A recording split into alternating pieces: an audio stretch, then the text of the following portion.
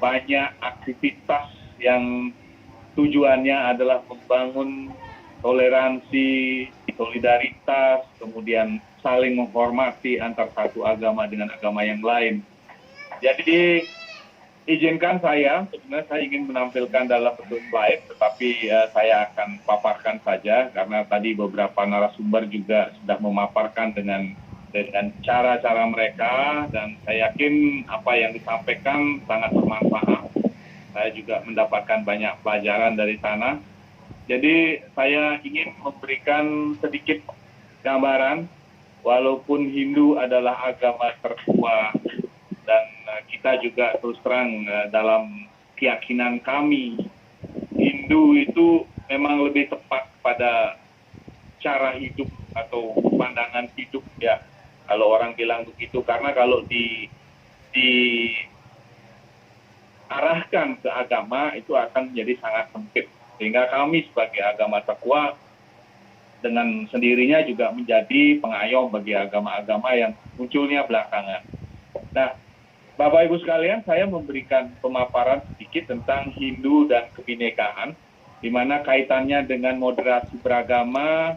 Kita lebih menekankan bagaimana memahami dan menghormati keyakinan lain, ya, tanpa kemudian ada gerakan-gerakan yang berusaha untuk melakukan invasi atau proses peniadaan terhadap keyakinan yang ada. Iya. Karena Hindu sangat erat, sangat kental kaitannya dengan pengayoman berbagai macam keyakinan yang memiliki benang merah yang sama. Nah, ini yang perlu dipahami bersama, sehingga penekanan moderasi beragama salah satunya adalah kita harus mulai memahami keyakinan lain.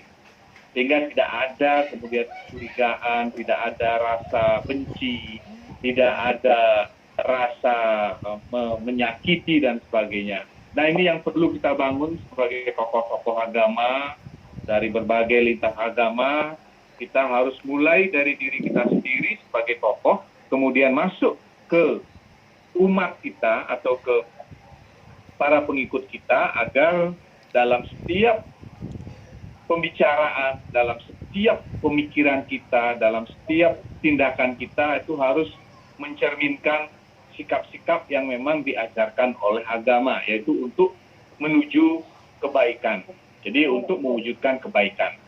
Nah, Bapak Ibu sekalian, jadi saya ingin sedikit, walaupun saya belum berkenalan, jadi saya Debagus Susena, kebetulan saya adalah Ketua Umum Dewan Koordinator Nasional Pusat Koordinasi Hindu Indonesia, atau disingkat Puskor Indonesia.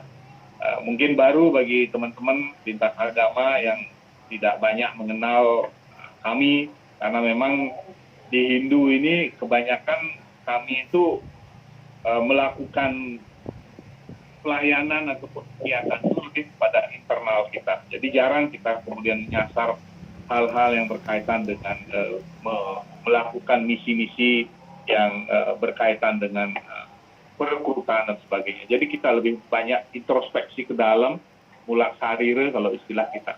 Nah, saya ingin memberikan sedikit gambaran apa yang menjadi fokus kita dalam memahami kebinekaan. Jadi sebagai titik tolak atau tolak ukur dari memahami keyakinan orang lain, kemudian juga menghormati keyakinan orang lain adalah mungkin Bapak Ibu sekalian atau saudara-saudaraku sekalian lintas agama, baik tokoh-tokoh agama maupun para pemirsa atau para peserta webinar yang hadir sore hari ini. Jadi saya ingin memberikan gambaran tentang filosofi gamelan. Jadi mungkin sudah semua tahu gamelan atau alat musik itulah. Kita sebut sebagai orkestra atau mungkin alat musik yang lebih besar lagi. Tapi yang lebih mentradisi karena filosofinya juga masuk adalah gamelan.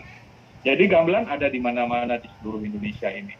Jadi dari gamelan kita bisa belajar bahwa berbagai alat musik berkumpul dengan nada yang berbeda, dengan bentuk yang berbeda, kemudian dengan cara memukul yang berbeda.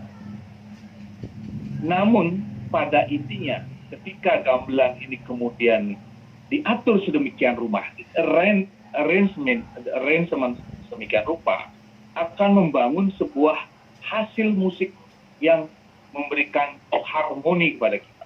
Apakah itu musik dinamis, apakah itu musik yang mungkin yang slow dan sebagainya. Nah, itu semua akan berujung pada hasil akhir dari musik itu sendiri. Nah, sama dengan kita beragama. Kita berbeda keyakinan, berbeda cara, mungkin juga berbeda pola memberikan pemahaman beragama kepada umat kita, namun tujuannya sama.